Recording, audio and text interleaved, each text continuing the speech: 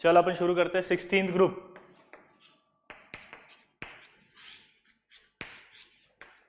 16th group में सबसे पहले जो एलिमेंट होते हैं वो होते हैं ऑक्सीजन, सल्फर, सेलेनियम, टेलुरियम और पोलोनियम। यहां तक कोई डाउट किसी को? 16th group oxygen, sulphur, selenium, tellurium, polonium. 16th group के जो मेंबर्स होते हैं उन्हें हम चैल्कोजन फैमिली कहते हैं। क्या कहते हैं? चैल्कोजन। चैल्कोजन फैमिली पूछी जाए तो कौन सी होती है? 16। पिनेकोजेंस, आप अगर स्पेलिंग बोलेंगे तो आपको पिनेकोजेंस आएगा, लेकिन पीनेको में पी साइलेंट रहता है, इसे निकोजेंस बोलते हैं। 15th ग्रुप को, 15th को क्या बोलते हैं? निकोजन। और उधर जो आएगी अभी हेलोजन। और 18th ग्रुप जो आएगी उसको कहते हैं noble gas, inert gas family, noble gases family. ठीक है, इधर आपके कार्बन फैमिली कहते हैं और उसको बोरोन फैमिली कहते हैं। ठीक है, तो चैल्कोजन जो है वो क्यों कहते हैं, अगर ये सवाल पूछा जाएगा आपसे कि 16th ग्रुप को चैल्कोजन क्यों कहा जाता है, तो इसलिए कहा जाता है क्योंकि ये ओर फॉर्मिंग फैमिली होती है। यानी नेचर में जो सबसे ज्यादा ओर पाए जाएंगे वो इनके पाए जाएंगे। आप देखो, जब भी आप ओर की बात करेंगे तो ओर के अंदर सबसे ज्यादा ऑक्साइड ओर होंगे, सल्फाइड ओर होंगे। ठीक है, ऑक्साइड में भी कुछ ऑक्सी सॉल्ट्स वाले होंगे, like carbonate, sulphate, phosphate, nitrate. तो वो कहीं ना कहीं उस एलिमेंट आएंगे ये वाले जब ओर फॉर्म हो रहा होगा। इसलिए मैक्सिमम ओर जो होते हैं वो इन्हीं के पाए जाते हैं, इसलिए इसे ओर फॉर्मिंग फैमिली कहा जाता है, चैल्कोजन्स कहा जाता है। पहला सवाल। दूसरा, सबसे ज्यादा अगर अर्थ क्रस्ट में पाया जाएगा एलिमेंट तो वो कौन होगा? आपका ऑक्सीजन। ऑक्सीजन जो होता है वो सबसे ज्यादा अर्थ क्रस्ट में पाया जाने वाला एलिमेंट होता है। ठीक है, अर्थ क्रस्ट के अंदर अगर हम बात करते हैं तो अप्रोक्सीमेट ये 46.6%। ठीक है, ये 7 या 46.7 ऐसे पॉइंट के आगे मत सोचना। ठीक है, 46.7 या 46.6% पाया जाता है अर्थ क्रस्ट में बाई मास। और अगर हम ऑक्सीजन की बात करें एयर में, तो एयर के अंदर ये करीब करीब जो है वो 20.946, क्लियर, इतना परसेंट पाया जाता है बाय वॉल्यूम। क्या बोला, जल्दी बताओ क्या? By volume. तो ये तो बाय मास अर्थ क्रस्ट में मिलेगा और ये बाय वॉल्यूम एयर के अंदर मिलेगा। तो मैक्सिमम हाईएस्ट एलिमेंट अगर कोई है अर्थ क्रस्ट में पाए जाने वाला तो वो होगा ऑक्सीजन। आपको मैं पहले भी बता चुका हूं, सबसे ज्यादा ऑक्सीजन पाया जाता है, फिर सिलिकॉन पाया जाता है, फिर एल्यूमिनियम पाया जाता है, फिर आयरन पाया जाता है। तो अगर आपसे पूछा जाए कि हाईएस्ट कंसंट्रेशन अगर अर्थ क्रस्ट में किसी एलिमेंट की पाई जाती है वो कौन है? ऑक्सीजन। क्या है? ऑक्सीजन। क्लियर सबको? अब अगर मैं बात करूं आगे, क्या कि सबसे ज्यादा एलिमेंट कौन सा पाया जाता है, आ जाएगा आंसर। और इसी क्वेश्चन को चेंज करके पूछो, सबसे ज्यादा मेटल कौन सा पाया जाता है अर्थ क्रस्ट में, तो वो है एल्यूमिनियम। तो दोनों में डिफरेंस याद रखना, सवाल को पढ़ते समय एलिमेंट याद रखना, ऑक्सीजन होगा, मेटल लिखा हो तो फिर एल्यूमिनियम होगा, मेटल लिखा हो तो कौन सा, क्या लिखा हो? मेटल। क्या बे? मेटल। तो सवाल को पढ़ते समय ध्यान रखेंगे आप। ठीक, अब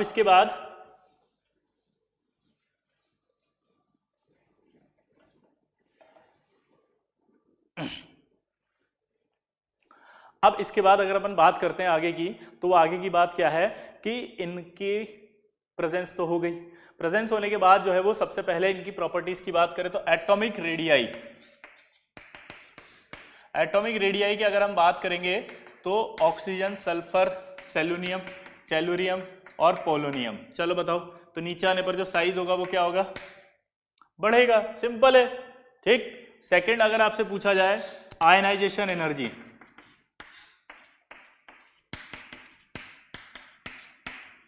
तो सिंपल है, आयनाइजेशन एनर्जी क्या होगी? नीचे आने पर बढ़ेगी। हाँ या ना?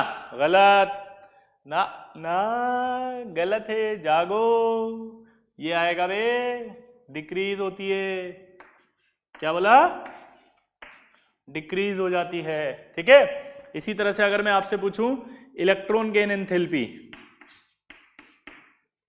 क्या बोलूं? इलेक्ट्रॉन गेन एंथैल्पी या इलेक्ट्रॉन एफिनिटी, तो इसका ऑर्डर क्या होगा बताओ? ठीक, इसका ऑर्डर ये आएगा कि ऑक्सीजन और सल्फर में सल्फर ज्यादा होता है, इसमें भी सल्फर ज्यादा होता है, और नीचे आने पर क्या होगा? ये और ये बढ़ेगी। और अगर ऑर्डर फाइनली पूछा जाए तो सबसे ज्यादा क्या होगा? नीचे आने पर फिर से गड़बड़, बढ़ती की घटती है? घटेगी। तो सबसे ज्यादा कौन होगी? सल्फर, फिर सेलेनियम, फिर सेलेनियम, फिर टेलुरियम, फिर पोलोनियम और फिर ऑक्सीजन। ये आपको इंपॉर्टेंट है, ध्यान रखना पड़ेगा कि ऑक्सीजन की इलेक्ट्रॉन गेन एंथैल्पी अपने ग्रुप में सबसे कम होती है। ये बहुत बहुत गड़बड़ आ जाती है और हम फंस जाते हैं। ठीक है, तो आप इसको ढंग से याद रखेंगे। क्या? ये सल्फर और ऑक्सीजन, ऑक्सीजन की दोबारा से बोल रहा हूं, इलेक्ट्रॉन गेन एंथैल्पी अपने ग्रुप में सबसे कम होती है। तो आपसे सवाल पूछेगा 16th ग्रुप में ऐसा कौन सा एलिमेंट है जिसकी इलेक्ट्रॉन गेन एंथैल्पी सबसे कम पाई जाती है? तो आंसर टिक करेंगे ऑक्सीजन। क्या? ऑक्सीजन। क्या? ऑक्सीजन। ठीक है। अच्छा, क्यों होती है ये बात हम पीरियोडिक टेबल के अंदर पढ़ चुके हैं पहले भी। ठीक है, ये देखो क्यों क्यों आ गए होंगे, कहीं होंगे। हाँ, ये आएगा पीरियोडिक टेबल में, बता देंगे इसको। वैसे मैं हल्का सा हिंट दे देता हूं रिवीजन के लिए ताकि आपको याद हो। ठीक है, ध्यान से सुनना। ये होता है second period, boron, aluminium, sorry,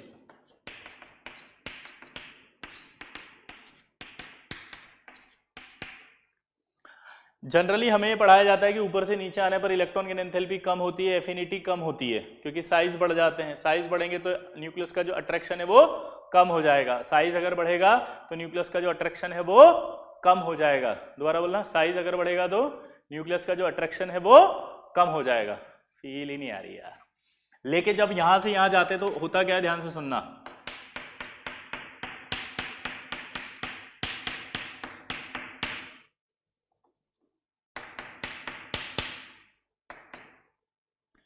चलो मैं ऐसे बता देता हूं। ठीक है, अगर आपको ध्यान हो तो जब आप बनाएंगे बॉन्ड तो इसमें आपके पास क्या होता है, टोटल अगर देखेंगे तो 6 होते हैं, इसके पास 5 होते हैं। नॉर्मली अगर आप देखो तो यहां पर ये इतने सारे इलेक्ट्रॉन है 7। ठीक है, कितने हैं? 7। इलेक्ट्रॉन गेन एंथैल्पी का मतलब होता है एक इलेक्ट्रॉन आकर के ऐड होगा। इलेक्ट्रॉन गेन एंथैल्पी का मतलब क्या होता है कि जब एक इलेक्ट्रॉन आकर के ऐड होता है तो उस समय एनर्जी जो रिलीज होती है उस एनर्जी को कहते हैं इलेक्ट्रॉन गेन एंथैल्पी। एक इलेक्ट्रॉन ऐड होने के बाद जो एनर्जी रिलीज होती है उसे कहते हैं इलेक्ट्रॉन गेन एंथैल्पी। अब जब यहां पर आप एक इलेक्ट्रॉन ऐड करते हो तो फ्लोरीन का साइज होता है छोटा। फ्लोरीन का स्मॉल साइज होने की वजह से जो आने वाला इलेक्ट्रॉन होता है वो इन इलेक्ट्रॉन की डेंसिटी से रिपल्शन फील करता है। अगर वो रिपल्शन फील करेगा तो आने में, ऐड होने में उसको मुश्किल होगी। ऐड होने में मुश्किल होगी तो इसका मतलब इलेक्ट्रॉन एफिनिटी क्या हो रही है? कम। यहां नीचे आओगे, साइज बढ़ेगा। साइज बढ़ेगा तो जो इलेक्ट्रॉन की डेंसिटी है वो क्या हो जाएगी? कम। इलेक्ट्रॉन की डेंसिटी अगर कम हो गई तो आने वाला जो इलेक्ट्रॉन होगा वो आसानी से ऐड हो जाएगा। अगर वो आसानी से ऐड हो गया इसके अंदर तो आप सोचो क्या हुआ। अगर वो आसानी से ऐड हो गया तो इसका मतलब क्या हुआ कि इलेक्ट्रॉन की एंथैल्पी ज्यादा है, एफिनिटी ज्यादा है, क्योंकि आसानी से ऐड हो रहा है। जब भी इलेक्ट्रॉन आसानी से ऐड होगा इसका मतलब होगा कि इलेक्ट्रॉन एफिनिटी ज्यादा है या इलेक्ट्रॉन की एंथैल्पी ज्यादा है।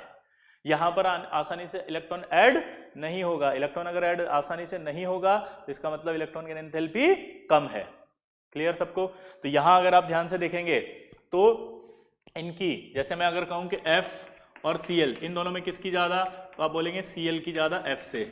इसी तरह से मैं बोलूं कि नाइट्रोजन और फास्फोरस में किसकी ज्यादा, तो आप बोलेंगे फास्फोरस की ज्यादा। ठीक है, और अगर मैं बोलूं यहां पर कि सल्फर और ऑक्सीजन में किसकी ज्यादा, तो सल्फर की ज्यादा। तो ये तो मुझे समझ में आ गया कि जो सेकंड पीरियड होता है,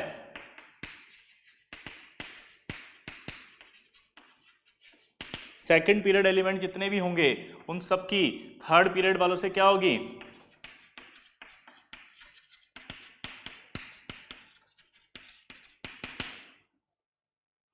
सेकंड पीरियड एलिमेंट जो होंगे उनकी थर्ड पीरियड वाले एलिमेंट जो होंगे उनसे क्या होगी, इलेक्ट्रॉन की एंथैल्पी कम।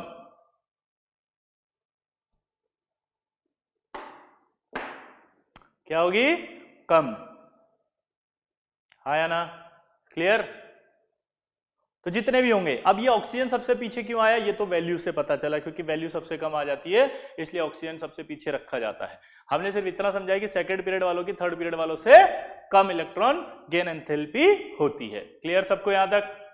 ये वाला डाउट भी खत्म हो गया।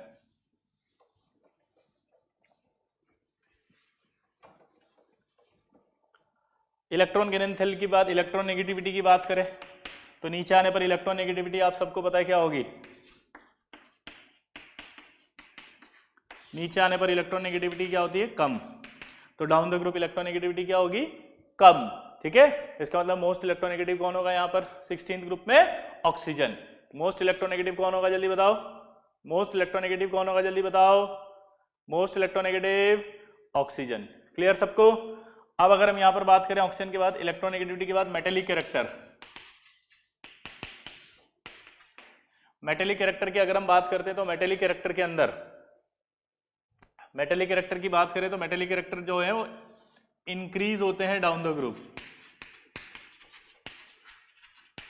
यानी कि अगर मैं आपसे पूछूं कि oxygen, sulphur, selenium, tellurium, polonium सबसे ज्यादा मेटेलिक कौन होगा, तो ये नीचे आने पर मेटेलिक कैरेक्टर बढ़ते हैं। क्लियर सबको। सबसे ज्यादा मेटेलिक कौन होगा, पोलोनियम। क्लियर, हाँ तो बोल दो।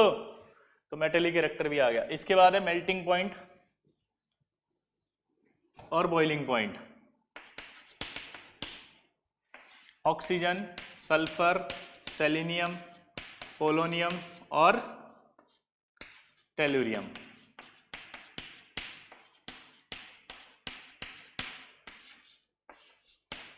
यानी कि अगर मैं देखूं तो नीचे आने पर मेल्टिंग और बॉइलिंग पॉइंट बढ़ रहे हैं, है ना। और अगर मैं देखूं आपसे क्या कि मेल्टिंग और बॉइलिंग पॉइंट बढ़ रहे हैं और एक जगह वेरिएशन आ रहा है बस, टेलुरियम और पोलोनियम में, तो आपसे सवाल पूछेगा कि क्यों हो रहा है ऐसा, बताओ। चलो सोचो फटाफट कि ऐसा क्यों हो रहा है, बताओ फटाफट। मैं बताता हूं, चलो छोड़ो। एक्चुअली मेटेलिक मेल्टिंग पॉइंट और बॉइलिंग पॉइंट जो इनका मेटेलिक स्ट्रक्चर होता है ना, उससे आंसर निकलता है। अब आपको ये समझ में आना पड़ेगा कि होता क्या है कि ये सब आपके नीचे आने पर मेटेलिक कैरेक्टर बढ़ रही है। हेक्सागोनल स्ट्रक्चर रखता है इनका लेटेस्ट जो होता है। उस हेक्सागोनल स्ट्रक्चर में जो टेलुरियम है उसकी जो है वो चेन लाइक अरेंजमेंट्स होता है। हेक्सागोनल अरेंजमेंट में चेन लाइक अरेंजमेंट होता है और उन चेन के बीच में भी अट्रैक्शन आता है। तो उस चेन के बीच में भी अट्रैक्शन आने की वजह से इसको मेल्ट करने के लिए या बॉईल करने के लिए टेम्परेचर ज्यादा देना पड़ता है, जिसकी वजह से इसका मेल्टिंग और बॉइलिंग पॉइंट ज्यादा हो जाता है पोलोनियम से। दोबारा से बोल रहा हूं कि इन सब की हेक्सागोनल स्ट्रक्चर होती है, पर टेलुरियम में बस हेक्सागोनल स्ट्रक्चर में भी क्या होता है, चेन लाइक अरेंजमेंट होता है उसका। मॉलिक्यूल्स ऐसे चेन लाइक अरेंजमेंट में रहेंगे, तो चेन लाइक अरेंजमेंट में रहेंगे और इन चेन के बीच में भी अट्रैक्शन आ जाता है। और उस चेन के बीच में भी अट्रैक्शन आने से आपको इस अट्रैक्शन को भी ब्रेक करना पड़ता है, यानी कि एक एक्स्ट्रा अट्रैक्शन आ गया, उसे भी ब्रेक करना पड़ रहा है, जिसकी वजह से इसका मेल्टिंग पॉइंट और बॉइलिंग पॉइंट बढ़ जाता है। ठीक है, तो बॉइलिंग पॉइंट का ऑर्डर ये आएगा।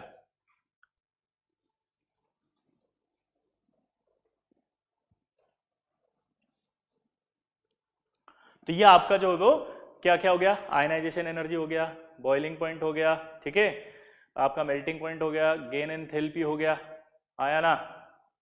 ठीक, अब इनकी एलिमेंटल स्टेट की बात कर रहे हैं, या स्टेट एलिमेंट जो है उनकी बात कर ले। तो जैसे ऑक्सीजन है, अब ऑक्सीजन जो होता है वो O2 की फॉर्म में पाया जाता है। एलिमेंटल स्टेट की बात करें तो O2 जो होता है वो डाई एटॉमिक मॉलिक्यूल है। क्या है बेटा जल्दी बताओ, डाई एटॉमिक मॉलिक्यूल। क्या है ये, डाई एटॉमिक मॉलिक्यूल। बताओ क्यों, क्योंकि ऑक्सीजन जो होता है वो 2p पाई क्या होता है, 2p पाई बॉन्डिंग बना लेता है। ऑक्सीजन क्या करता है जल्दी बताओ, 2p पाई बॉन्डिंग बना सकता है क्योंकि साइज छोटा होता है। हमने पढ़ा भी था कि ऑक्सीजन डबल बॉन्ड बना लेता है आपस में क्योंकि उसका साइज छोटा होता है। 2p पाई बॉन्डिंग स्ट्रॉन्ग होती है, जिसकी वजह से O2 पाया जाता है। अब ये जो O2 पाया जाता है, इस O2 के अंदर दूसरे O2 मॉलिक्यूल के बीच में वीक वॉन्डरवाल फोर्स होते हैं, इसलिए ये गैस होता है। क्या होता है ये, गैस। तो O2 कैसा होगा, गैस की फॉर्म में होगा, और ऑक्सीजन किस फॉर्म में रहेगा, 2। यानी कि ऑक्सीजन की एटॉमिसिटी बोलेंगे तो कितनी आएगी, 2। लेकिन अगर हम बात करें heavier elements like sulphur, selenium, tellurium, polonium, इनकी अगर हम बात करते हैं तो इनकी बात करने पर फिर से वही बात आती है कि ये पाई बॉन्ड तो बना नहीं सकते, इसीलिए हम बोलते हैं कि S double bond S solid does not exist. लेकिन S2 वेपर पाया जाता है, ये अपन ने पढ़ा था according to MOT, according to MOT, याद आया, S2 वेपर पाया जाता है। तो पाई बॉन्ड नहीं बना सकता सल्फर, इसलिए पाई बॉन्ड अपनी जो है वो वैलेंसी को सिंगल बॉन्ड के थ्रू सेटिस्फाइड करता है, और सिंगल बॉन्ड के थ्रू सेटिस्फाइड करके ये क्राउन लाइक स्ट्रक्चर बनाता है। कुछ कुछ याद आ रहा हो तो बताना।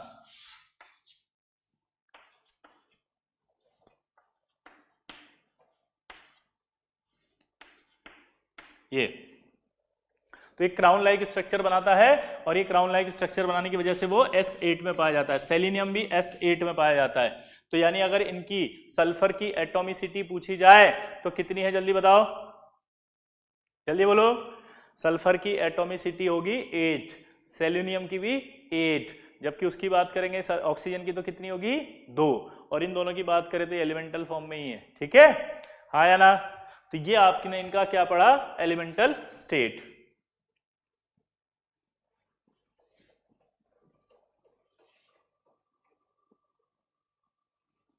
एलिमेंटल स्टेट के बाद आता है कैटेनेशन प्रॉपर्टी, और कैटेनेशन प्रॉपर्टी की अगर हम बात करते हैं तो मैंने एक बार पहले भी बताया था, मैं फिर बता देता हूं कि catenation property directly proportional to होता है बॉन्ड एनर्जी, और bond energy directly proportional to होता है 1 बाय साइज और 1 अपॉन लोन पेयर रिपल्शन। ठीक है, लेकिन ये लोन पेयर रिपल्शन सिर्फ सेकेंड पीरियड वालों पर ही एप्लीकेबल होता है। ठीक है, तो जब मैं ऑक्सीजन की बात करूंगा और सल्फर की बात करूंगा तो आप देख सकते हो कि क्या होगा। ऑक्सीजन और सल्फर की बात करने पर मेरे पास यहां पर लोन पेयर आएगा कि नहीं आएगा, और अगर मेरे पास यहां लोन पेयर आएगा तो आप समझ सकते हैं कि क्या हुआ। लोन पेयर अगर आएगा तो लोन पेयर रिपल्शन होगा, और सेकंड पीरियड वालों पर लोन पेयर रिपल्शन लगेगा, उसकी बॉन्ड एनर्जी घटेगी, तो कैटेनेशन प्रॉपर्टी भी क्या होगी, घटेगी। इसलिए ऑक्सीजन की कैटेनेशन और सल्फर की कैटेनेशन में देखो सबसे ज्यादा किसकी कैटेनेशन प्रॉपर्टी होती है, सल्फर की, और यही रीजन है कि सल्फर S8 बना रहा है और ऑक्सीजन नहीं बना पा रहा है। ऑक्सीजन किस में पाया जा रहा है, सिर्फ O2 में। क्लियर सबको, आया ना? तो क्या बोला मैंने, जल्दी बताओ, कैटेनेशन सल्फर की ज्यादा या ऑक्सीजन की? तो आंसर है सल्फर की ज्यादा। ठीक है, तो सबसे ज्यादा कैटेनेशन सल्फर की पाई जाती है पूरे ग्रुप में, और ऑक्सीजन की बात करें तो ऑक्सीजन सिर्फ देखो आप ये वाले कैटेनेशन शो कर रहा है जनरली H2O2 में, जबकि सल्फर की बात करें तो सल्फर H2S2 भी बनाता है, H2S3 भी बनाता है, H2S4 भी बनाता है, H2S5 भी बनाता है, H2S6 भी बनाता है, और आप सबको पता है कि वो पॉलीसल्फाइड्स कहलाते हैं। इनकी स्ट्रक्चर ऐसे होती है, अगर याद हो तो याद करो, पॉलीसल्फाइड्स। तो ये कैटेनेशन प्रॉपर्टी अगर पूछी जाए 16th ग्रुप में किसकी सबसे ज्यादा है, तो आप बोलेंगे सल्फर की कैटेनेशन प्रॉपर्टी सबसे ज्यादा है। क्यों है उसका एक्सप्लेनेशन दे दिया, और डिटेल एक्सप्लेनेशन मैंने पी ब्लॉक के फर्स्ट लेक्चर में दिया था। अगर आप चाहते हैं कैटेनेशन पढ़ना तो फर्स्ट लेक्चर जहां लिखा है पी ब्लॉक वो जाके पढ़िए, उसमें कैटेनेशन प्रॉपर्टी मैंने एक्सप्लेन पूरी की थी सारी।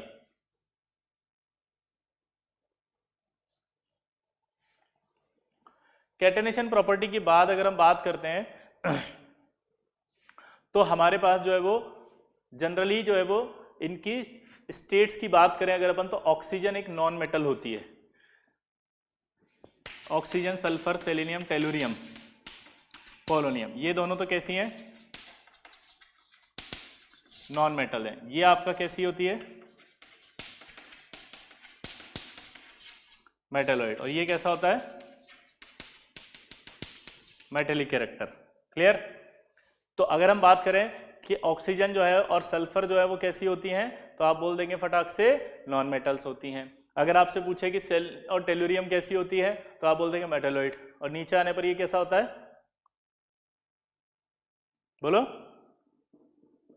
Polonium, metallic. अब अगर हम बात करें तो पोलोनियम एक रेडियो एक्टिव एलिमेंट होता है। रेडियो एक्टिव एलिमेंट इसका मतलब जो है इसका, ये एक रेडियो एक्टिव एलिमेंट है।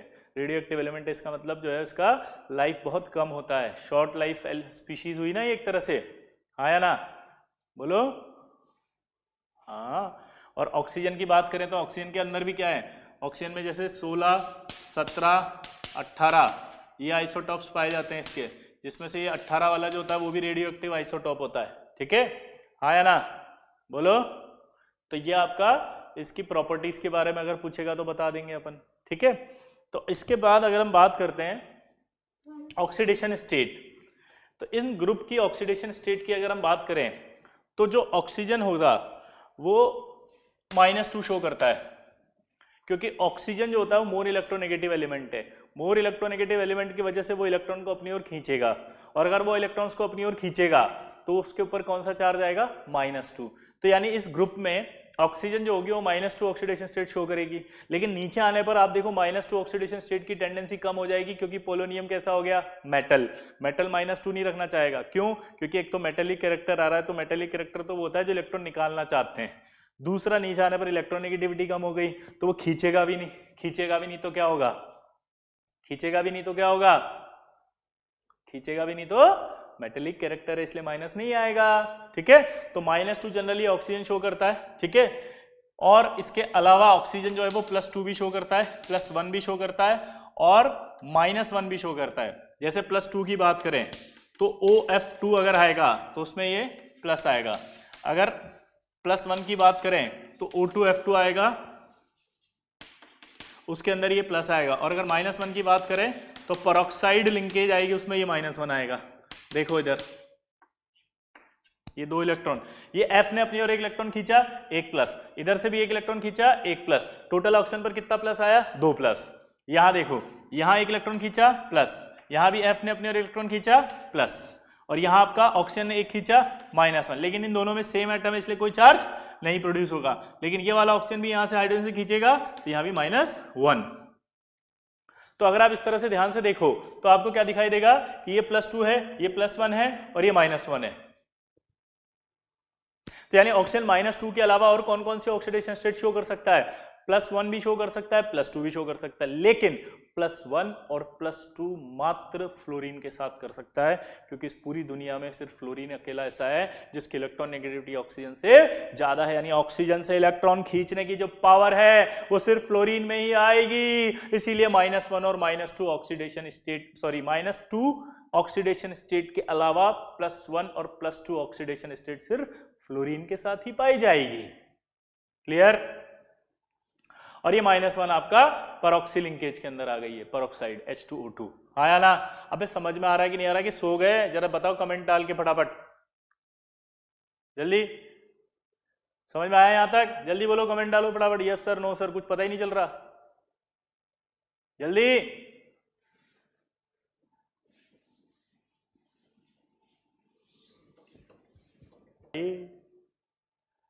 हाँ, अब बाकी जो एलिमेंट होते हैं वो +4, +6 और +2 ऑक्सीडेशन स्टेट भी शो करते हैं। ठीक है, तो +2, +4, +6 ऑक्सीडेशन स्टेट भी बाकी एलिमेंट शो करते हैं, और +4 और +6 ऑक्सीडेशन स्टेट नीचे आने पर ज्यादा शो होने की टेंडेंसी रहती है ग्रुप में। मैक्सिमम कौन कौन से ऑक्सीडेशन स्टेट शो करते हैं ज्यादा से ज्यादा एलिमेंट, ये +4, +6। लेकिन +4 और +6 में भी अगर आप कंपेयर करें तो +4 की ऑक्सीडेशन स्टेट नीचे आने पर ज्यादा स्टेबल होती है due to inert pair effect, क्योंकि हमने कल पढ़ा था पिछले लेक्चर में कि इनर्ट पेयर इफेक्ट भी कुछ होता है, उससे लोअर ऑक्सीडेशन स्टेट ज्यादा स्टेबल होती है देन हायर। और सल्फर की जो या ऑक्सीजन की जो बात करें फैमिली की, या नीचे आने पर टेलुरियम की बात करें तो +4 और +6 में से आपको ज्यादा स्टेबल कौन सी बोलनी है, नीचे आते आते पोलोनियम में +4। क्यों? क्योंकि नीचे आने पर +4, +6 दो ऑक्सीडेशन स्टेट रहेंगी इसकी कॉमन, बाकी एलिमेंट +2, +4, +6 भी शो करते हैं, लेकिन जनरली ज्यादा कौन सी करते हैं, +4, +6। +4, +6 में से नीचे आने पर कौन सी ज्यादा स्टेबल है, +4, due to inert pair effect, या ड्यू टू लेंथेनाइड कॉन्ट्रैक्शन, या due to poor shielding effect of 4f subshell. तीनों एक ही बात है। ठीक है, अब बात करते हैं अपन +4 और +6 के अंदर ऑक्सीडेशन स्टेट की बात हो गई। ठीक है, तो ये ऑक्सीडेशन स्टेट्स जो होती है उसमें भी अगर आपसे कंपाउंड की बात करें कि कोई एक ऐसा कंपाउंड है जो +4 वाला है और एक +6 वाला है, तो मोर कोवेलेंट कौन सा होगा बताओ? तो वो आपका बोलेगा कि मोर कोवेलेंट जो है वो कौन सा होगा, +6 वाला, क्योंकि जितना ज्यादा पॉजिटिव चार्ज आएगा उतना ज्यादा पोलराइजेशन बढ़ेगा। आयनिक बॉन्ड में पढ़ाया था अगर याद हो तो, और जितना ज्यादा पोलराइजेशन बढ़ेगा, जितना ज्यादा पोलराइजेशन बढ़ेगा उतना ज्यादा कोवेलेंट होगा। तो कभी भी अगर आपसे ऐसा पूछा जाए तो आप आसानी से बता देंगे कि मोर कोवेलेंट कौन होगा, तो आप बोलोगे मोर कोवेलेंट होगा जिस पर पॉजिटिव चार्ज ज्यादा होगा। तो अगर मैं एक सवाल पूछूं आपसे, ऐसे ही बना दिया मैंने hypothetical, which is more covalent, बोलो? MCl4, क्योंकि ये +2 ये +4। ठीक है, एक और फंडा होता है इसमें, which is more volatile. More volatile कौन हुआ इन दोनों में से, अगर ये सवाल आ गया तो तो मोर वोलेटाइल वो होंगे जो कोवेलेंट होंगे, क्योंकि कोवेलेंट में आयनिक से अट्रैक्शन थोड़ा कम रहता है, तो कम रहेगा इसलिए ज्यादा वोलेटाइल होंगे। तो आपसे पूछेगा मोर वोलेटाइल कौन है, इस तरह के सवाल आ जाते हैं तो कंफ्यूजन हो जाता है, तो भी आसानी से दे सकते हैं आप आंसर। कौन होगा इसमें से मोर वोलेटाइल, बताओ। क्लियर? तो ये आपकी ऑक्सीडेशन स्टेट में स्टेबिलिटी हो गई, ऑक्सीडेशन स्टेट हो गई। कौन ज्यादा जो है वो नीचे आने पर +4 ज्यादा स्टेबल करेगा, प्लस आपका मोर कोवेलेंट कौन सी ऑक्सीडेशन स्टेट वाला शो करेगा। यहां तक समझ में आ गया सबको? हाँ तो बोल दो। तो ऑक्सीडेशन स्टेट की अगर हम बात करते हैं 16th ग्रुप में, तो ऑक्सीडेशन स्टेट आपको समझ में आ गया। इसके लिए आप इनर्ट पेयर इफेक्ट भी पढ़ सकते हैं, आसानी से समझ में आ जाता है। अब इसके बाद हम जब बात करेंगे तो एक चीज बताओ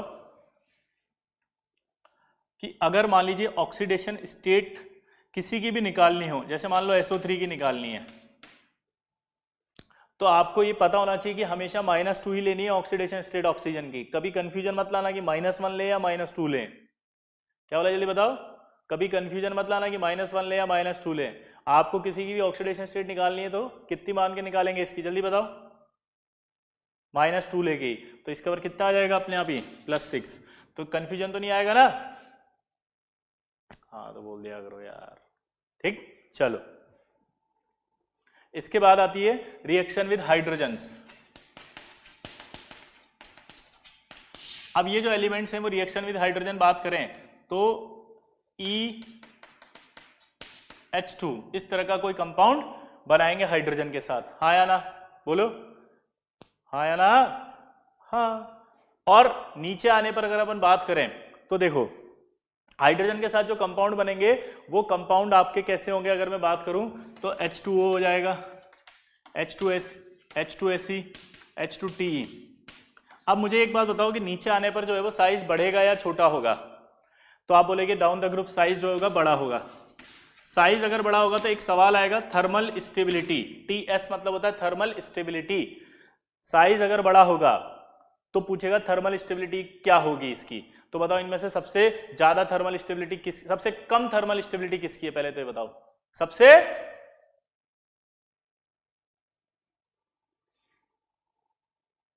जल्दी बोलो।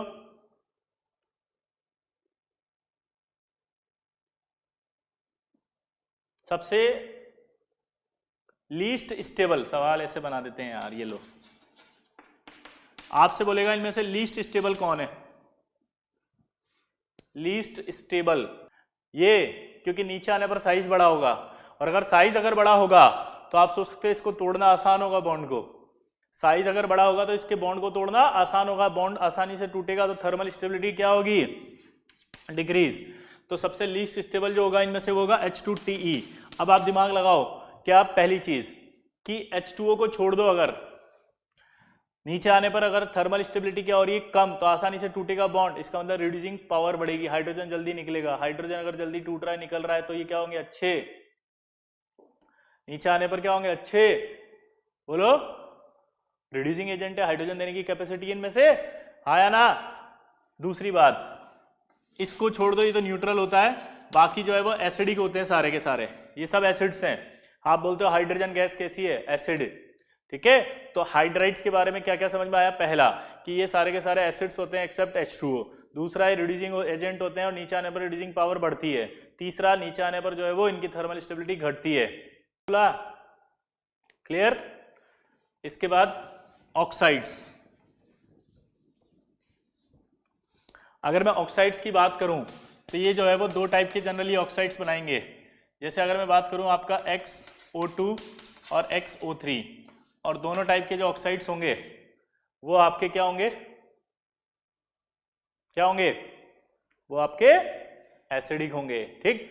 अब अगर हम बात करें जैसे ओजोन, ऑक्सीजन की, तो ऑक्सीजन का जो ऑक्साइड होगा एक तरह से तो O3 होगा, ये आपका SO2 होगा, हाँ या ना? ठीक। तो अगर मैं ऑक्साइड की बात करूं तो SO2 रिड्यूसिंग एजेंट होती है, और नीचे आने पर जो है वो रिड्यूसिंग एजेंट की जो पावर है वो कम हो जाती है। ये रिड्यूसिंग एजेंट भी होती है as well as oxidising agent भी होती है, ठीक है। बट जो TiO2 होता है वो सिर्फ ऑक्सीडाइजिंग एजेंट होता है। तो यानी कि ये स्ट्रॉन्ग ऑक्सीडाइजिंग एजेंट है, इसको छोड़ो अभी, ठीक है ना। ये गैस है, ये भी गैस है, ठीक है, ये गैस है, ये भी गैस है, ये आपका सॉलिड हो जाता है। तो अगर आपसे बात करें फिजिकल स्टेट ऑफ ऑक्साइड की, तो आप बोलेंगे कि ओजोन गैस होती है, SO2 गैस होती है, लेकिन SeO2 जो है वो कैसी होने लग जाती है। ठीक है, इसी तरह से अगर हम बात करते हैं TeO2 की, और रिड्यूसिंग पावर नीचे आने पर क्या होने लग रही है, कम, और TeO2 तक आते आते क्या हो जाता है, वो स्ट्रॉन्ग ऑक्सीडाइजिंग एजेंट। ठीक, तो ये आपके ऑक्सीजन से रिलेटेड रिएक्शंस हो गए। हैलाइड, दो टाइप के हैलाइड्स बनते हैं। एक आपका बनेगा कैसा बताओ, अगर मैं बात करूं तो जैसे SF2 बना देगा, SF4 बना देगा और SF6 बना देगा। लेकिन हैलाइड्स की जब हम बात करते हैं तो हैलाइड्स में हेक्सा हैलाइड जो होते हैं, ये वाले हेक्सा हैलाइड, ये सिर्फ फ्लोरीन के साथ ही बन सकते हैं। फ्लोरीन के अलावा हेक्सा हैलाइड्स नहीं बना सकते, क्योंकि बड़े बड़े ग्रुप आ जाएंगे हैलाइड्स में, जैसे Cl आ गया, Br आ गया, I आ गया, तो वो कभी भी, बोलो, हाँ, अब मैं हैलाइड की बात कर रहा था, दोबारा सुनना, हैलाइड, ये हैलाइड बन सकते हैं। हैलाइड में सबसे पहले हम पढ़ रहे हैं हेक्सा हैलाइड। हेक्सा हैलाइड की जब हम बात करते हैं तो हेक्सा हैलाइड्स के अंदर, ध्यान से सुनना, ठीक है, जब आप शीट पढ़ेंगे तो स्टेबिलिटी ऑफ हैलाइड्स के बारे में लिखा होगा ऐसे, इस लाइन का एक मतलब है, स्टेबिलिटी ऑफ हैलाइड मतलब stability of halides of 16th group, यानी कि 16th ग्रुप के अगर हैलाइड फ्लोराइड से बने हैं, किससे बने हैं, बोलो, फ्लोराइड से, तो वो ज्यादा स्टेबल होंगे। क्लोराइड से बने तो बहुत कम, इससे कम और इससे सबसे कम। ये आपस में हैलाइड की स्टेबिलिटी नहीं बताई है मैंने कि FCl-BrI की स्टेबिलिटी है, मैंने किसकी स्टेबिलिटी लिखी है ये बताओ, कि 16th ग्रुप के हैलाइड्स की स्टेबिलिटी। सबसे ज्यादा स्टेबल कौन सा होगा, फ्लोराइड के साथ। और अगर आप हेक्सा फ्लोराइड की बात करते हो तो ओनली फ्लोरीन के साथ, क्योंकि अगर बड़े बड़े ग्रुप आ गए तो ये वैसे भी एग्जिस्ट नहीं करेगा।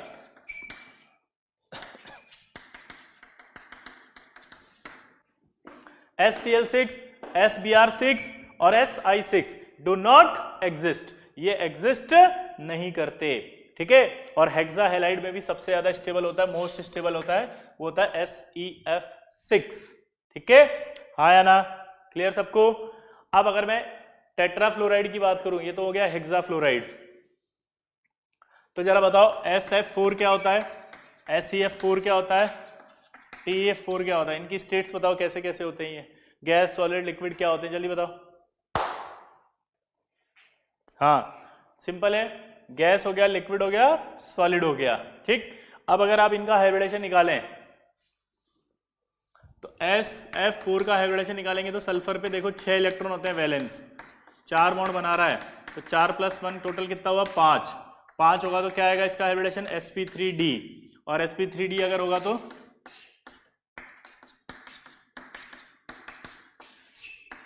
ये होगा। ठीक है, इसको क्या कहते हैं अपन, TBP ज्योमेट्री, क्या कहते हैं, TBP, trigonal bipyramidal geometry. Clear, तो ये आपकी सारे टेट्राहेलाइड्स की ज्योमेट्री होती है। अब टेट्राहेलाइड के बाद जब डाई हेलाइड्स की बात करते हैं अपन, तो डाई हेलाइड जो होते हैं वो सभी बनाते हैं except selenium. Selenium dihalides नहीं बनाएगा। क्या बोला, जल्दी बताओ, सेलिनियम डाई हेलाइड्स नहीं बनाएगा। ठीक है, सल्फर बना सकता है, और सल्फर की एक खास बात थी अगर याद हो तो, कि इस डाई हेलाइड की 2 स्ट्रक्चर्स हुआ करती थी, एक ये और एक ये। बाकी सल्फर के अगर HCl2 की बात करें तो ये भी ओपन बुक लाइक स्ट्रक्चर है सबकी, ये H2O2 की तरह ओपन बुक लाइक स्ट्रक्चर है, इसकी भी ओपन बुक लाइक स्ट्रक्चर है, लेकिन एक स्ट्रक्चर और होती है ऐसी। अब अगर आप बात करो, सॉरी, मैं 1 मिनट, इसकी बात कर रहा हूं एक्चुअली। ठीक है, कंटिन्यू, मैं फिर से बोल रहा हूं मैंने क्या पढ़ाया। मैंने कहा डाई हेलाइड्स हैं, डाई हेलाइड पाए जाते हैं। डाई हेलाइड सिर्फ एक नहीं बनाएगा, सेलिनियम, लेकिन सेलिनियम कौन सा बनाएगा, डाइमेरिक मोनोहेलाइड। डाइमेरिक मोनोहेलाइड डिस्प्रोपोर्शनेट हो जाता है अगर हीट करते हैं तो, और वो SeCl4 में टूट जाता है। ठीक है, तो ये आपका हेलाइड से रिएक्शंस कंप्लीट।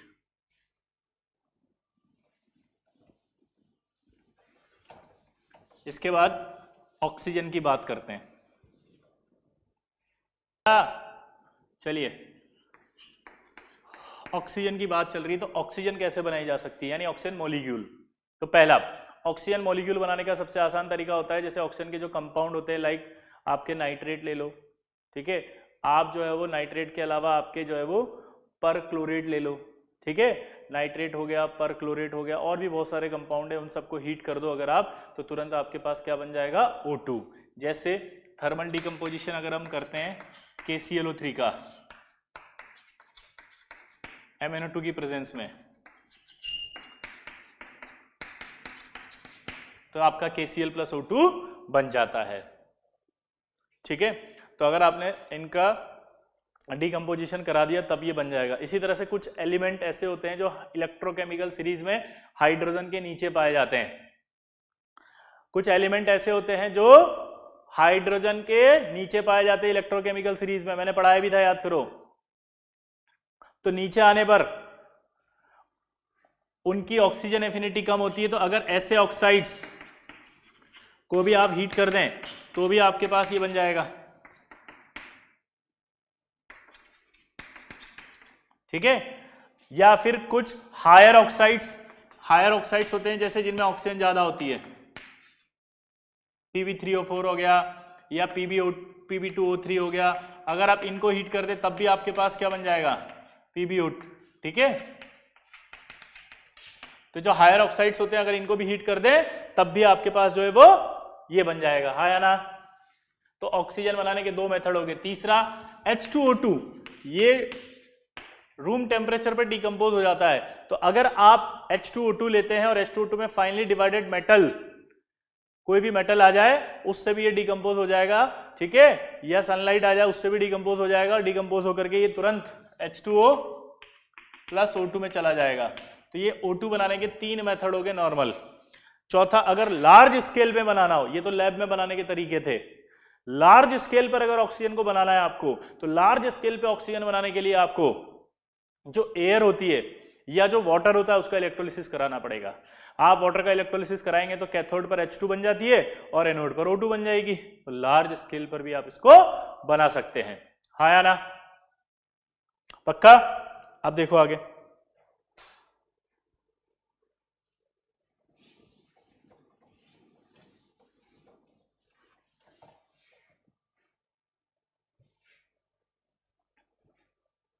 क्लियर। तो ये ऑक्सीजन बनाने के तरीके। अब ऑक्सीजन को अपन को किसमें बनाना है, इंडस्ट्रियल स्केल पे। जरा बताओ इंडस्ट्रियल स्केल पर कैसे बनाते हैं, सोचो। इंडस्ट्रियल स्केल पर ऑक्सीजन अगर बनानी है तो कैसे बनाएंगे हम, ये तो अभी मैंने किसमें बताई, लार्ज स्केल पे। मैं बताता हूं, देखो एयर जो होती है ना, उस एयर का आपको क्या करना है, फ्रैक्शनल डिस्टिलेशन करना होता है, ठीक है। एयर जो होती है उसको अगर फ्रैक्शनल डिस्टिलेशन कर लेंगे तो फ्रैक्शनल डिस्टिलेशन करने से पहले उस एयर में से आपको CO2 बाहर निकालनी है, प्लस जो वेपर होती है वाटर वेपर्स, यानी पहले एयर ले लो, उस एयर में से वाटर वेपर और CO2 को बाहर निकाल लो। वाटर वेपर और CO2 को बाहर निकालने के बाद आपके पास जो एयर बची है उस एयर का फ्रैक्शनल डिस्टिलेशन करते हैं। फ्रैक्शनल डिस्टिलेशन करने से N2 जो है वो पहले हट जाती है और जो रिमेनिंग पोर्शन बचता है वो आपका O2 का होता है। तो O2 को अगर लार्ज स्केल पे बनाना है तो एयर से फ्रैक्शनल डिस्टिलेशन करके बनाया जा सकता है।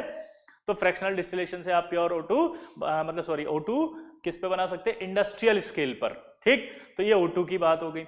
अब O2 की प्रॉपर्टीज की बात कर लेते हैं। तो O2 की प्रॉपर्टी की बात अगर अपन करते हैं तो O2 आपको पता है कैसी होती है, कलरलेस गैस है, टेस्टलेस है, ऑर्डरलेस है, और खास बात है O2 लेकिन क्या होती है, डाई एटॉमिक मॉलिक्यूल होती है और पैरामैग्नेटिक होती है। और ये MOT से पता चलता है अगर याद हो तो, इसका जो मॉलिक्यूलर स्ट्रक्चर होता है वो ऐसा होता है, याद आया, दो अनपेड इलेक्ट्रॉन होते हैं O2 के पास, हाँ या ना, बोलो बोलो। ये दो अनपेड इलेक्ट्रॉन होते हैं इसलिए O2 कैसी होती है, पैरामैग्नेटिक, क्लियर। और अभी बताया भी था मैंने कि O2 जो है उसके आइसोटॉप्स की अगर हम बात करें तो O2 के आइसोटॉप्स ये होते हैं 16, 17, 18, और उसमें से ये वाला जो होता है वो क्या होता है, हाँ या ना, ये रेडियो एक्टिव होता है आपका, ठीक है। तो यहां तक की बात आपको समझ में आ गई, सिंपल है, बोलो। तो O2 की बात अगर अपन करें, गैस की बात चल रही है ना, तो गैस समझ में आ गई O2 की, कि O2 जो है वो आपकी ऐसी कलरलेस गैस होती है, O2 या पैरामैग्नेटिक होती है। O2 का जो है वो आपके पास क्या होता है, बोलो 3 आइसोटॉप्स होते हैं, ठीक है। अब बात आती है जो O2 है उस ऑक्सीजन के कंपाउंड की बात करें अगर अपन, और रिएक्शंस की बात करें, तो रिएक्शन जो होती है वो ऑक्सीजन सबसे कर सकती है, लाइक मेटल से कर ली, नॉन मेटल से भी कर सकती है, ठीक है, कंपाउंड से भी कर सकती है। तो ये काफी सारी रिएक्शन शो कर देती है। इसी तरह से जैसे अगर मैं कैल्शियम से कराऊं O2 की तो कैल्शियम ऑक्साइड बना देगी, ठीक है। अगर मैं आपके फास्फोरस की कराऊं तो P2O5 बना देगी। अगर मैं एल्यूमिनियम से कराऊं तो L2O3 बना देगी। कार्बन से कराऊं तो CO2 बना देगी। ZnS से कराऊं तो आपके पास ZnSO4 प्लस SO2 बना देगी।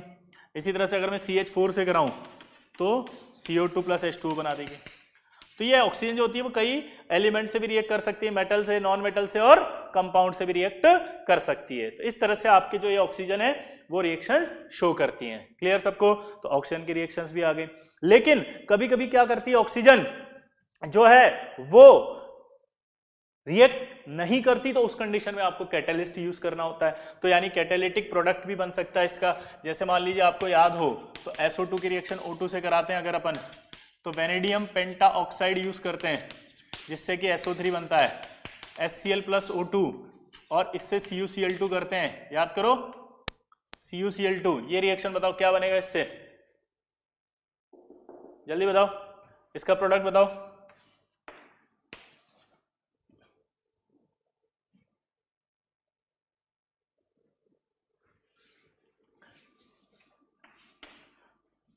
ZnS प्लस O2 से क्या बनेगा, ZnO प्लस O2, ठीक है, क्योंकि ऑक्सीजन जुड़ रही है, सल्फर नहीं, ठीक है ना। हाँ, ये बताओ फटाफट इसका प्रोडक्ट क्या होगा। ये तो कॉन्टैक्ट प्रोसेस है,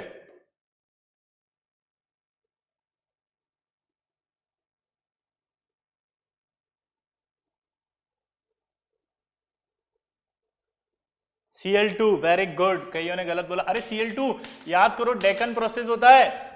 कौन सा प्रोसेस है, डेकन। ये वापस पूछूंगा मैं हेलोजन जब पढ़ाऊंगा, हेलोजन में प्रिपरेशन ऑफ Cl2 आएगा, वहां डेकन प्रोसेस आएगा, डेकन प्रोसेस के अंदर इस रिएक्शन को दोबारा पूछा जाएगा, और वहां पर कैटलिस्ट कौन है इस बात पे भी फोकस कराया जाएगा, क्योंकि इस कैटलिस्ट से कई बार सवाल आएगा जो आपसे गलत हो जाएगा। इसलिए CuCl2 को भी याद किया जाएगा कि डेकन प्रोसेस से Cl2 का प्रोडक्शन किया जाएगा और उसका कैटलिस्ट कॉपर क्लोराइड आएगा। अगर ये याद हो जाएगा तो एक सवाल आपका आसानी से आईटी में सही हो जाएगा।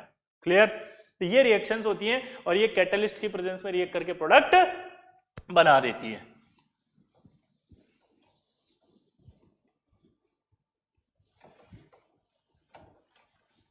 इसके बाद आते हैं इसके ऑक्साइड्स। वैसे तो ऑक्साइड होते क्या है, बहुत सिंपल है। किसी भी एलिमेंट से जब ऑक्सीजन रिएक्ट करके बाइनरी कंपाउंड बनाती है तो उस कंपाउंड को ऑक्साइड कहा जाता है। बाइनरी कंपाउंड ऑफ ऑक्सीजन, ठीक है, after reacting with an element is called oxide. Clear? तो जो ऑक्साइड होता है वो क्या होता है, ये समझ में आया? आया ना? अरे बोल तो दो। ओके, तो ये आपका ऑक्साइड होगा। क्लियर सबको? अब ऑक्साइड जो होते हैं वो दो तरह के होते हैं, एक होता है सिंपल ऑक्साइड और एक होता है आपका मिक्स्ड ऑक्साइड। सिंपल ऑक्साइड की बात करें अगर तो सिंपल ऑक्साइड जैसे लाइक CO2 आ गया, ठीक है, SO2 आ गया, SO3 आ गया, ये सारे सिंपल ऑक्साइड्स होते हैं। लेकिन मिक्स ऑक्साइड जो होते हैं वो कौन कौन से होते हैं, जैसे PbO3 आ गया, PbO3 जो होता है वो PbO और PbO2 से मिलकर बनाता है 2:1। इसी तरह से Fe3O4 आ गया, ये बना होता है FeO प्लस Fe2O3 से मिलकर बना होता है।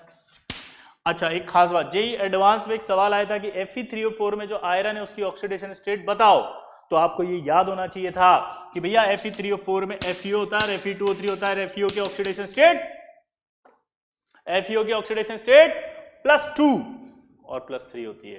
तो Fe3O4 में जो आयरन है उसकी ऑक्सीडेशन स्टेट +2 +3 होती है, बाइनरी कंपाउंड मतलब। अब जो सिंपल ऑक्साइड्स की बात करें तो सिंपल ऑक्साइड जो होते हैं हमारे पास वो तीन तरह के होते हैं। एक होता है एसिडिक, ठीक है, एक होता है आपका बेसिक और एक होता है आपका एम्फोटेरिक।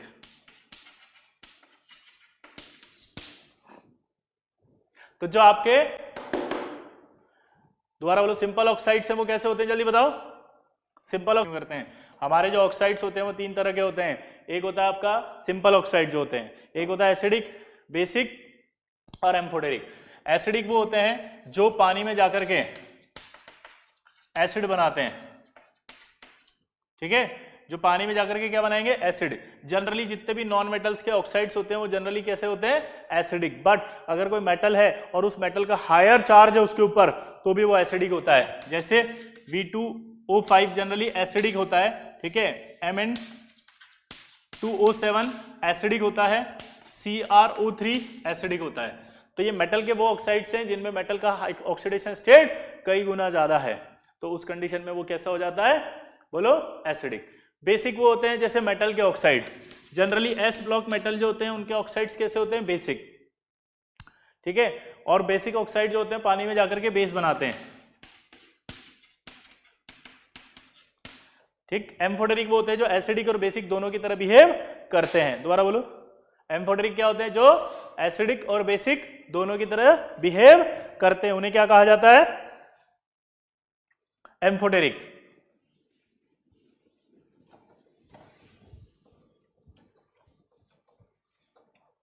जैसे अगर मैं बात करूं इसकी LCl3 को या L2O3 को, सॉरी, इसमें डाल दिया तो ये रिएक्ट कर लेगा और रिएक्ट करके H2O6 +3 + 3Cl- बना देगा। यानी इसने किससे रिएक्ट किया, एसिड से।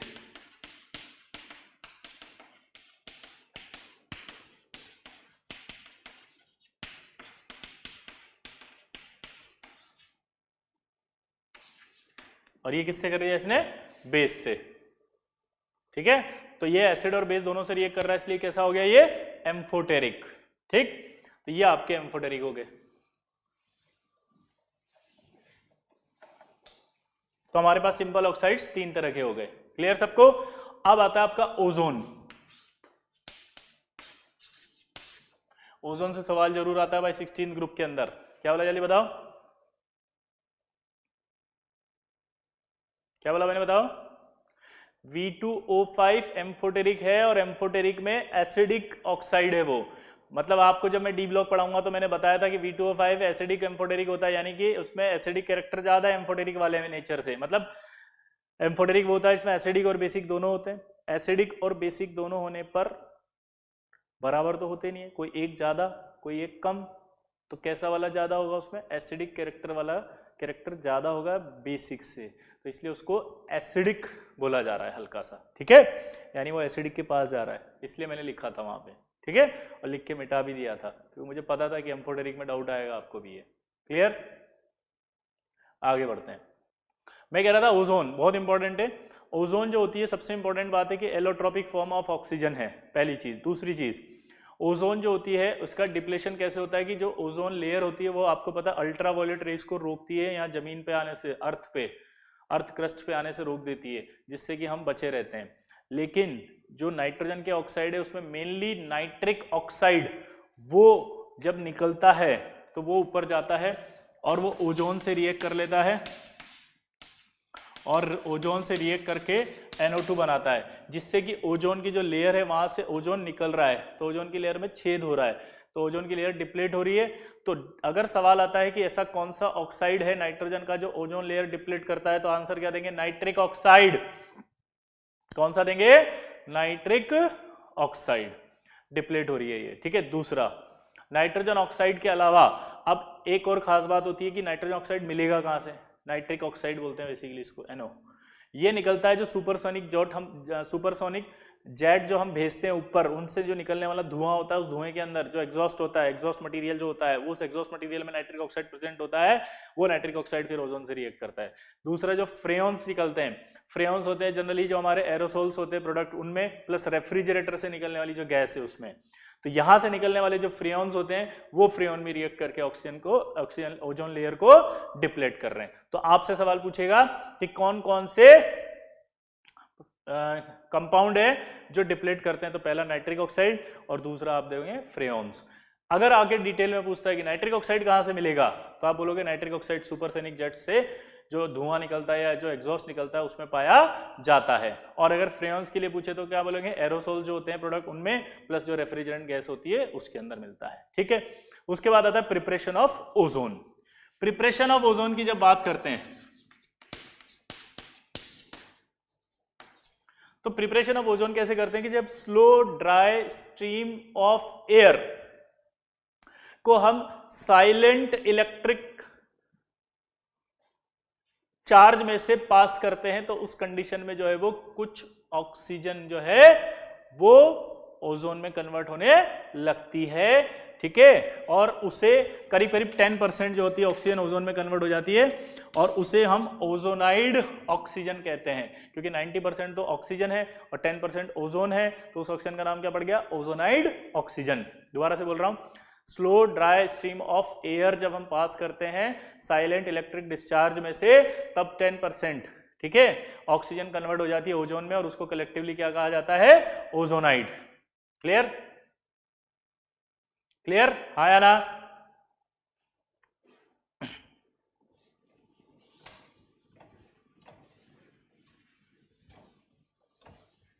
Silent electric discharge. क्लियर सबको? अब आगे की बात करते हैं। हाँ या ना? सिंपल है। अब देखो, तो साइलेंट इलेक्ट्रिक डिस्चार्ज से जब पास करते हैं तो आपके ओजोन बनती है और वो जो ओजोन होती है उसको हम फिर बाहर निकाल लेते हैं। ठीक, अब अगर आप चाहो तो एक और तरीका होता है। अच्छा, एक सवाल पूछेगा कि साइलेंट इलेक्ट्रिक डिस्चार्ज हम यूज क्यों करते हैं?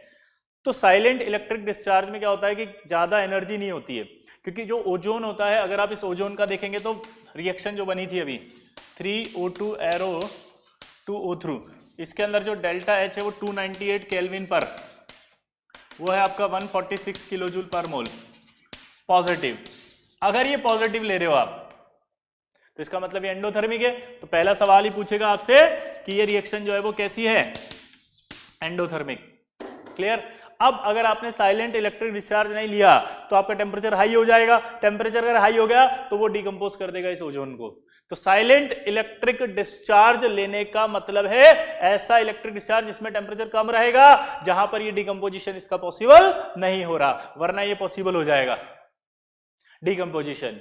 इसलिए हम साइलेंट इलेक्ट्रिक डिस्चार्ज लेते हैं। साइलेंट इलेक्ट्रिक डिस्चार्ज का मतलब समझ में आया, टेम्परेचर जहां हाई ना हो वैसा वाला इलेक्ट्रिक डिस्चार्ज ले रहे हैं अपन। ठीक है, हाँ या ना? तो दूसरा एक मेथड होता है F2। अगर मैं F2 की ऑक्सीजन से रिएक्शन कराऊंगा तो HF+O2 बनेगा, और अगर मैं F2 की यहां पे ज्यादा ले लिया मैंने, मान लो 2 ले लिया, लेकिन यहां ज्यादा ले लिया, यहां एक्सेस में ले लिया वाटर, तो फिर उस कंडीशन में HF+O2 आ जाएगा, सॉरी O3 आ जाएगा। तो ये जो आपका बना मिक्सचर फिर से ओजोनाइड ऑक्सीजन हो गई, फिर से क्या हो गई, ओजोनाइड ऑक्सीजन। और ये ओजोनाइड ऑक्सीजन जो है उसमें से फिर से अपन क्या करेंगे, इस ओजोनाइड ऑक्सीजन को स्पाइरल ट्यूब में से पास करेंगे, जिसको हम कूल कर रहे हैं। ठीक है, कूल एयर कूल्ड करके रखते हैं उसको ट्यूब को। तो कूल्ड में से क्या करते हैं, जब पास करेंगे इस ओजोनाइड एयर को तो ओजोन का कंडेंसेशन हो जाएगा और ओजोन हमें अलग मिल जाएगी, एयर बाहर निकल जाएगी। ठीक है, तो ओजोन बाहर आ जाएगी आपके पास। क्लियर? तो इस तरह से भी आप इसको बना सकते हैं। अब बात आती है इसकी प्रॉपर्टीज। तो प्रॉपर्टी की बात करें तो पहला, ओजोन जो होती है वो कैसी गैस है, जरा बताओ फटाफट। इसका गैसेस स्टेट में कैसा कलर है, लिक्विड में कैसा है और सॉलिड में कैसा है, जल्दी बोलो।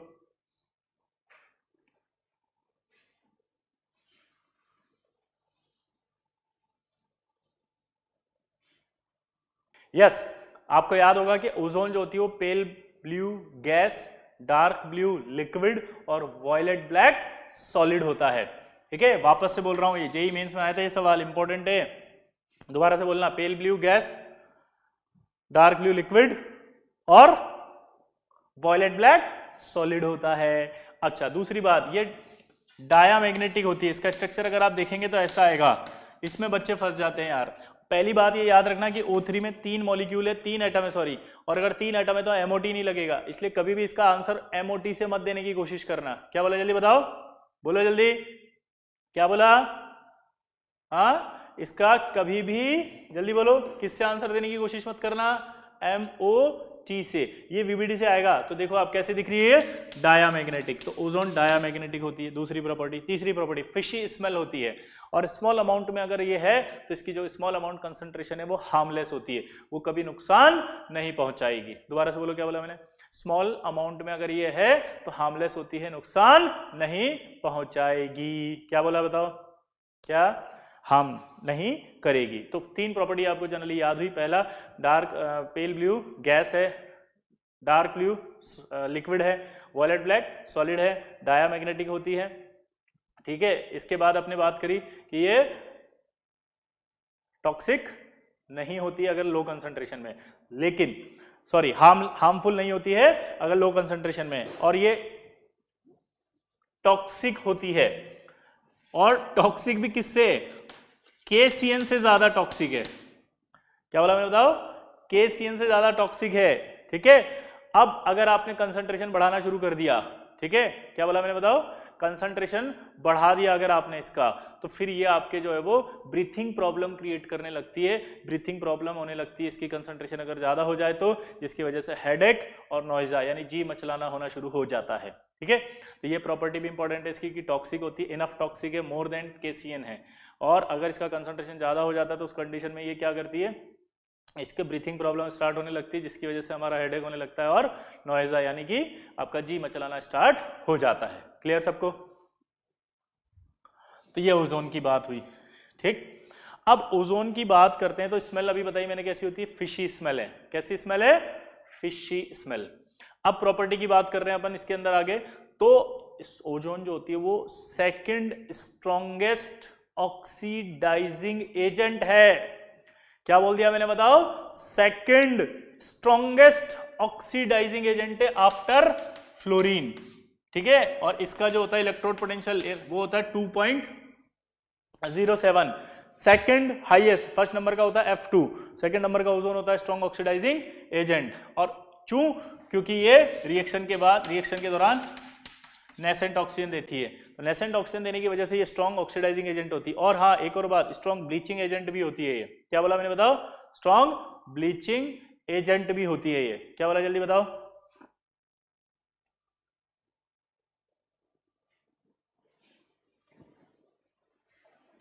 अब स्ट्रॉन्ग ऑक्सीडाइजिंग एजेंट होती है तो इस वजह से ये क्या करती है कि कोई भी लेड सल्फाइड जैसे है अगर, तो उसको भी लेड सल्फेट में कन्वर्ट कर देती है। तो इसकी ऑक्सीडाइजिंग प्रॉपर्टी वाली कुछ रिएक्शंस हैं जो आपको आनी चाहिए। जैसे मेटल सल्फाइड अगर है तो उसको कहाँ ले जाएगा, मेटल सल्फेट में। क्लियर? अगर मान लो NaNO2 है, Na2SO3 है, NaSO3 है, ठीक है, और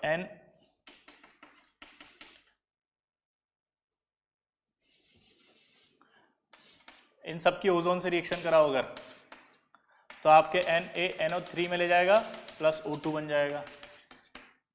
ठीक है, इसी तरह से अगर मैं O3 की करा दूं तो क्या बन जाएगा, Na2SO4 प्लस O2 बन जाएगा। इसकी रिएक्शन कराएंगे तो Na2SO4 प्लस O2 बन जाएगा।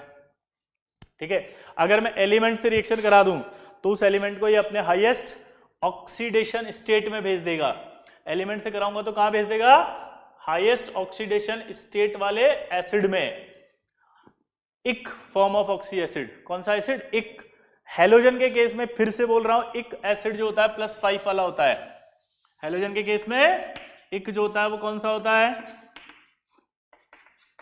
जैसे मैंने आपको ये दिया, इसकी रिएक्शन इससे कराई तो क्या बनेगा, H3PO4 प्लस O2।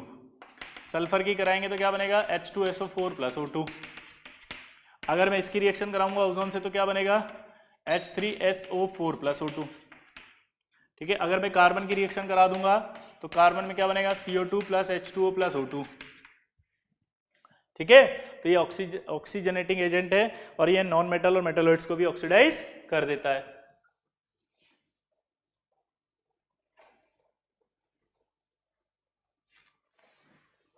ठीक, अब अगर मान लीजिए मैंने आयोडीन से रिएक्शन कराई इसकी, और आयोडीन जो है वो कैसी है, मॉइस्ट,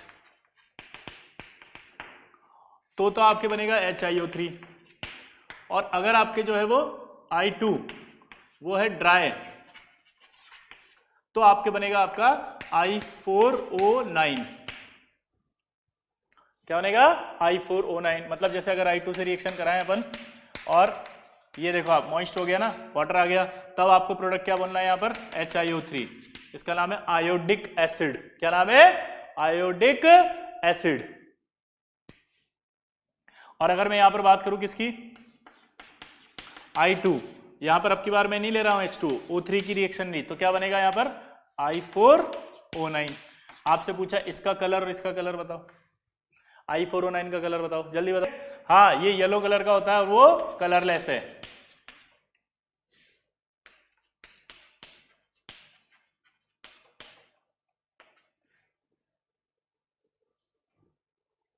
वो कलरलेस है, ठीक है। चलो अब आगे बढ़ते हैं।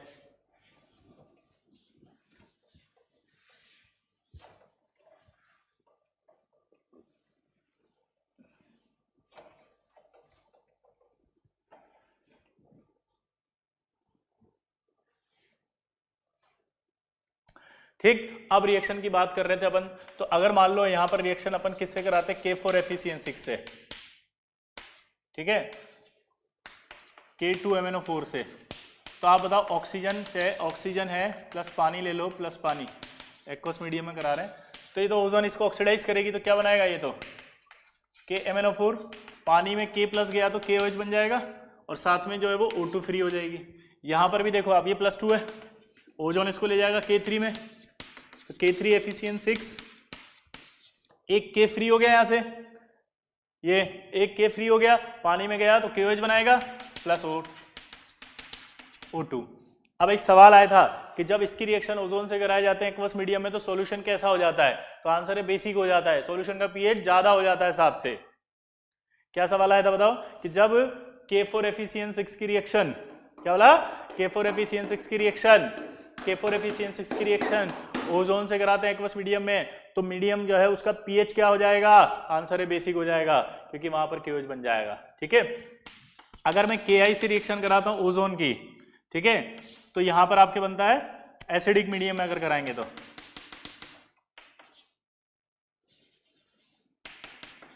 I2, ठीक है, और Ki, HCl ले लें अगर एसिडिक मीडियम है तो KCl प्लस O2 बन जाएगा। लेकिन अगर मैंने यहां पर क्या लिया, न्यूट्रल मीडियम लिया, यानी कि एसिडिक मीडियम नहीं लिया, न्यूट्रल लिया, तो यहां क्या बनेगा, न्यूट्रल लिया तो I माइनस से तो I2 बन जाएगा, और K प्लस फ्री होगा जो पानी में है, क्योंकि न्यूट्रल ले रहे हैं अपन, तो क्या बनेगा KOH प्लस O2। ये एक रिएक्शन मैंने आपको बताई थी कि अगर कभी कोई नॉन मेटल अगर स्ट्रॉन्ग एल्कलाइन सॉल्यूशन में आती है, रिएक्ट करती है, तो वहां डिस्प्रोपोर्शनेशन होता है, और डिस्प्रोपोर्शनेशन होने के बाद आपको याद करो वहां पर प्रोडक्ट क्या बनता है, ये हेलोजन में वापस आएगा, एक और बार में डिस्प्रोपोर्शनेशन रिएक्शन एक्सप्लेन करूंगा, याद रखना, मैं फिर से आपसे पूछूंगा ओजोन वाली ये रिएक्शन। तो फाइनली जब ये इससे रिएक्ट करेगा तो ये प्रोडक्ट बनेगा, यानी कि प्रोडक्ट ये आएगा, क्योंकि ये इससे रिएक्ट करके डिस्प्रोपोर्शनेट हो गया -1 और +1 में, और अगर इसका वापस एसिडिफाई कर दें तो वापस वही रिएक्टेंट आ जाएगा, ये वाला। ये आपको मैंने वापस से हेलोजन में आएगा तब मैं बता दूंगा, ठीक है। अगर याद आ रहा हो तो सॉल्ट के अंदर बताया था, पी ब्लॉक में बताया था कि अगर कोई non metal strong alkaline solution से रिएक्ट करता है तो उस कंडीशन में वहां डिस्प्रोपोर्शनेशन होता है, और डिस्प्रोपोर्शनेशन में जितना माइनस में जाएगा उतना ही प्लस में जाएगा, ये माइनस में गया है, ये प्लस में आएगा, ठीक है। ये मैं आगे समझा दूंगा वापस, तो ये रिएक्शन आ जाती है इसकी।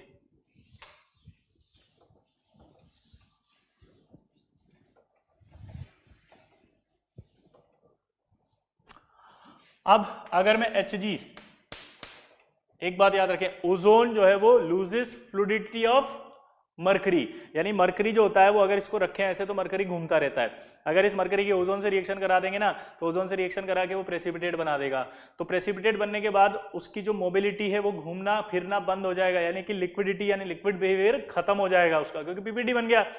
इसका नाम देते हैं टेलिंग ऑफ मरकरी। तो यानी यहां पर ये आएगा कि जब मरकरी ओजोन से रिएक्ट करता है तो टेलिंग ऑफ मरकरी लूज हो जाता है, खत्म हो जाता है, टेलिंग ऑफ मरकरी लूजेस। तो किससे लूजेस होती है, ओजोन से। इसी तरह मरकरी अगर इससे रिएक्ट कराएंगे मरकरी की, सॉरी सिल्वर की, तो भी बना देगा वो Hg2O + O2। ये रिएक्शंस भी आ गई। ये वाली रिएक्शन कहलाती है कि मरकरी की टैलिंग ऑफ मरकरी जो है वो लूज हो जाता है। क्लियर? अगला, जहां पर भी मैंने रिएक्शन कराई है ना अभी, वो मैंने सिर्फ क्या लिया है, कम ओजोन। जैसे मान लो I2 की बात करें, एक बच्चे ने कमेंट लिखा I2 ओजोन से रिएक्ट करेगा तो आपके क्या बनाएगा, HiO3। लेकिन अगर मैं यहां पर आपका ज्यादा ले लूं एक्सिस में तो बढ़ जाएगा, वो HiO4 बना देगा।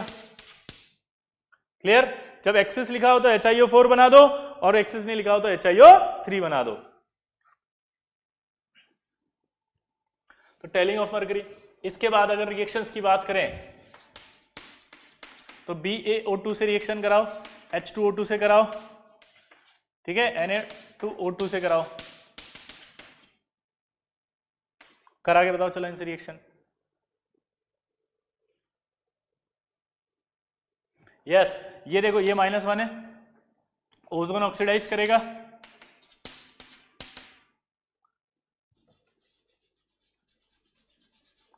पहले तो ये देखो ये Ba+2 और O2 -2 में आएगा, ठीक है। O2 -2 में आने का मतलब 1 और ये O2, क्या ये प्रोडक्ट सही बना गया, बस ये बता दो। और यहां पर भी आपका -1 है, H2O + O2, ये प्रोडक्ट सही बना के बता दो।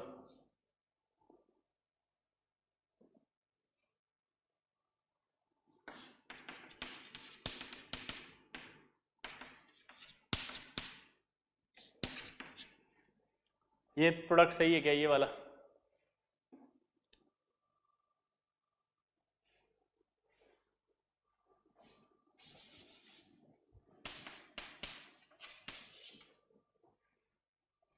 बताओ बताओ। ये करेक्ट है, आप पता लगा के लाएंगे अगली क्लास में फिर क्यों है, ठीक है। बिल्कुल करेक्ट है, कोई दिक्कत नहीं है, कोई गलती नहीं है, ठीक है ना। आप पता लगा के बताएंगे कि क्यों, ठीक। अगला, अभी तक जितनी रिएक्शंस अपन ने पढ़ी हैं उन सभी रिएक्शन में O2 साइड प्रोडक्ट में आया था, लेकिन कुछ रिएक्शंस ऐसी होंगी जिसमें ऑक्सीजन जो है वो पूरा का पूरा ही कंज्यूम हो जाएगा। दोबारा से बोलो, क्या बोला मैंने?